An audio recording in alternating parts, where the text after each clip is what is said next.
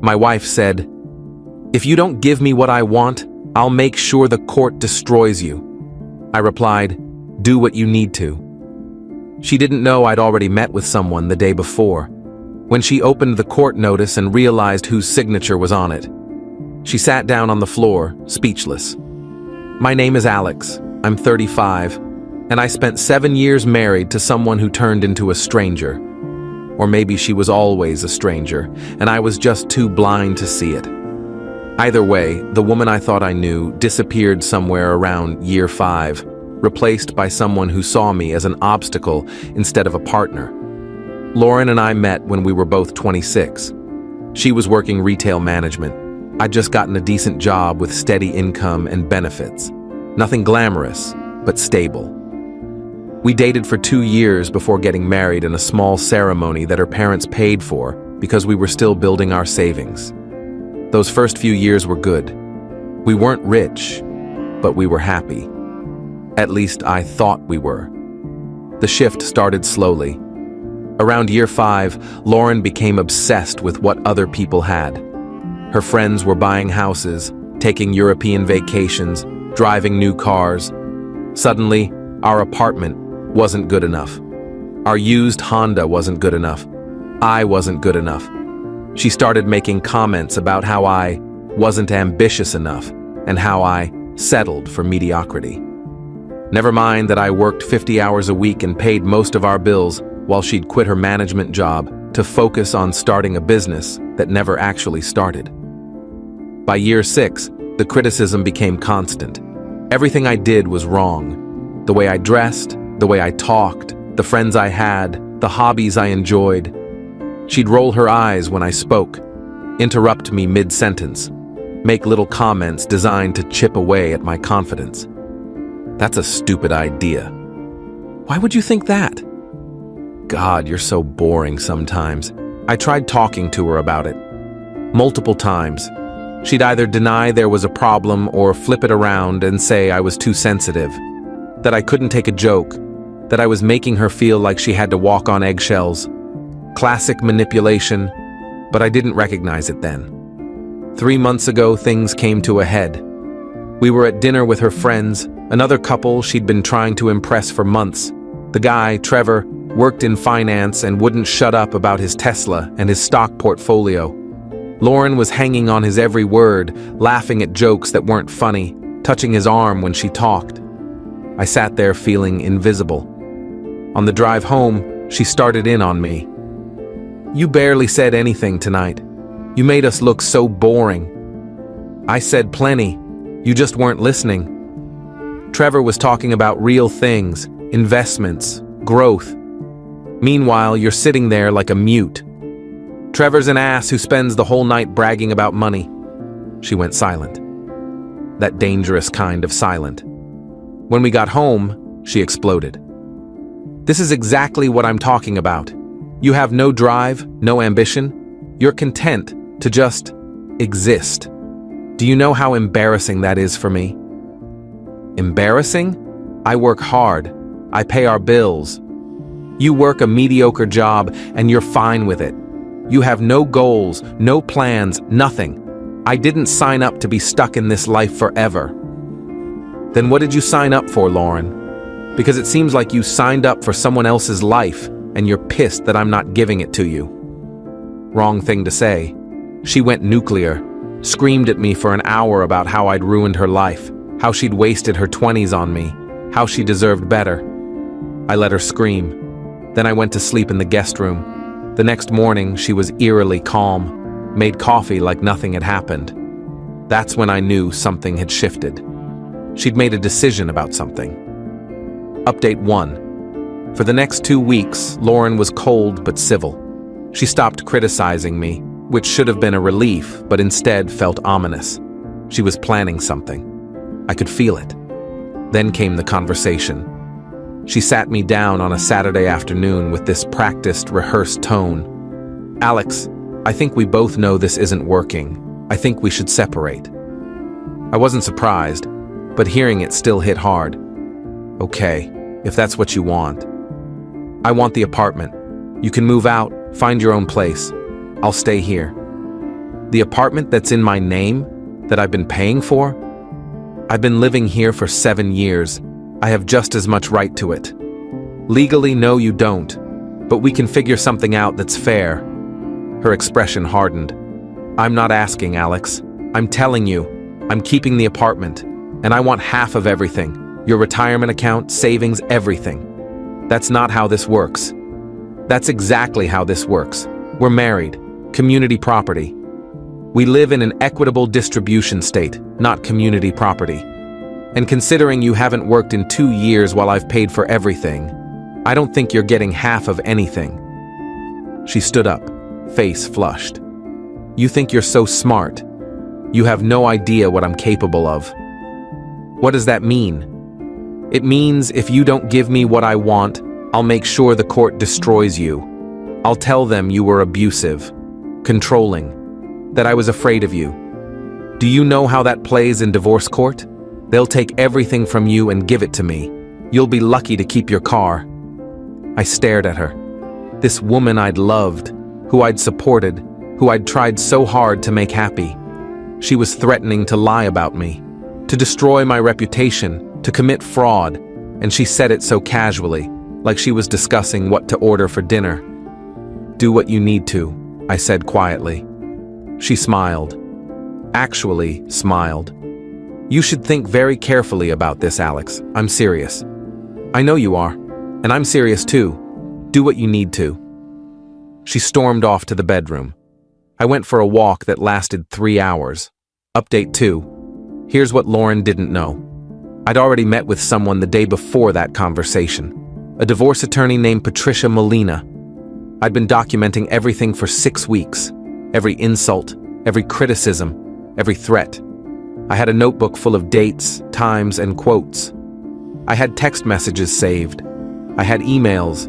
I'd even started recording our conversations on my phone, legal in our state as long as one party consents, and I was consenting to recording myself. When Lauren threatened to lie about abuse, I'd captured every word. Patricia had been clear. If she files first and makes those accusations, you'll be on defense from day one. Even if they're false, you'll spend months and thousands of dollars proving it. File first, preemptive strike, and use those recordings. So that's what I did. The Monday after Lauren's threat, I filed for divorce, cited irreconcilable differences, requested equitable distribution of assets, included documentation of my solo financial contributions for the past 2 years, and I attached a transcript of her threatening to falsely accuse me of abuse. Patricia said it would take a week for Lauren to be served. I spent that week moving my most important belongings out of the apartment little by little. My clothes, my documents, my grandfather's watch. Moved them to my buddy Kevin's place where I'd be staying. 8 days later, I was at work when my phone started blowing up. 16 calls from Lauren in an hour. I didn't answer. Then came the texts. What did you do? You filed for divorce? Without even talking to me? I got served at work, you asshole. Everyone saw it. How could you do this to me? I didn't respond. Patricia had advised me not to engage directly. All communication had to go through her. That evening, I went back to the apartment to get more of my things. Lauren was there, and the second I walked in, she started screaming. You filed first. You made me look like the bad guy. You threatened to falsely accuse me of abuse. What did you think I was going to do? I wasn't serious, I was just upset. You threatened to commit fraud and destroy my life. That sounded pretty serious to me. This is insane. You're being vindictive. I'm protecting myself from someone who explicitly told me they'd lie to a court to take everything I have. She was pacing, pulling at her hair. You can't do this. You can't just... You have to withdraw the filing. We can work this out. No, we can't. You made your choice when you threatened me. I want to see the paperwork. I'd already left a copy on the kitchen counter. She grabbed it, started reading. I watched her face go from angry to confused to pale. She got to page 3, the attached transcript, the recording I'd made of her threatening false abuse allegations. She looked up at me, and I swear I saw something break behind her eyes. You recorded me? I recorded us. Our conversation. Which is legal. They can't use this. They absolutely can. You threatened to commit perjury. That's documented now. So if you try to claim I was abusive, this recording proves you planned to lie about it. She sat down on the floor, just straight collapsed onto the tile, stared at the paperwork like she couldn't process what she was seeing. You've ruined everything, she whispered. No, you ruined it when you decided I was an ATM instead of a husband. I grabbed the last of my things and left. She didn't try to stop me. Update 3. The next few weeks were a nightmare of legal back and forth. Lauren hired her own attorney, some guy named Rick Chambers who had a reputation for being aggressive. He tried every tactic, claimed the recording was obtained illegally. Judge shot that down immediately since our state is one-party consent. Tried to argue that I'd abandoned the marital home. Patricia countered with documentation that I'd been paying 100% of the rent and had every right to leave when threatened. Then, Chambers tried to paint Lauren as a victim of financial abuse, claimed I'd forced her to quit her job and made her dependent on me. Patricia pulled out Lauren's text messages from 2 years ago, begging to quit work because she hated dealing with customers and promising she'd figure something out for income. She never did. The mediation session was brutal. Lauren showed up with red eyes and a tissue box, playing the part of wounded spouse. But every time Chambers tried to claim she deserved half of everything, Patricia would reference another piece of documentation. Bank statements showing I'd paid 100% of expenses. Screenshots of Lauren's luxury purchases on credit cards I was responsible for. Text messages of her berating me for not making enough money while she made zero. The turning point came when the judge asked Lauren directly, "Mrs. Harrison, is it true that you threatened to falsely accuse your husband of abuse in order to gain advantage in divorce proceedings?" She looked at Chambers. He looked at his notes. Neither said anything for a long moment. "I was upset," Lauren finally said. "I said things I didn't mean. But you did say them. I wouldn't have actually." "That's not what I asked. Did you make that threat?" "Yes." The judge looked at her over his glasses. "I don't take kindly to threats of perjury in my courtroom, even threats that weren't carried out. It suggests a willingness to manipulate the legal system for personal gain." Lauren started crying. Real tears this time. The final settlement was this. I kept the apartment, my retirement account, and my savings. Lauren got her car, her personal belongings, and $15,000 as a lump sum, basically reimbursement for her contributions during the first 3 years when she was working. No alimony, clean break. Chambers tried to argue for more, but the judge shut him down. Said the recording and Lauren's admission made it clear she'd been planning to exploit the system, and he wasn't rewarding that behavior. Lauren signed the papers without looking at me. We were officially divorced 6 weeks after I filed. Final update. It's been 4 months since everything finalized. I'm still in the same apartment, though I've redecorated. Got rid of furniture that reminded me of her. Painted the bedroom. Made it mine again. Lauren moved in with her parents initially. I heard through mutual friends that she blamed me for humiliating her and ruining her reputation. She told people I'd secretly recorded her and ambushed her with legal papers. Conveniently, left out the part where she threatened to falsely accuse me of abuse. Most of our mutual friends saw through it. The ones who knew us both knew what she'd become in those last 2 years. A few took her side, but honestly, good riddance. If they believed her victim narrative without asking questions, they weren't really friends anyway. Last I heard, she got a job at a marketing firm, entry level, since she'd been out of work so long. Apparently she's struggling with the adjustment of actually working again and not having someone else's income to spend. Me? I'm doing okay. Better than okay, actually. The apartment is peaceful. No more criticism. No more walking on eggshells. No more feeling like I'm not enough.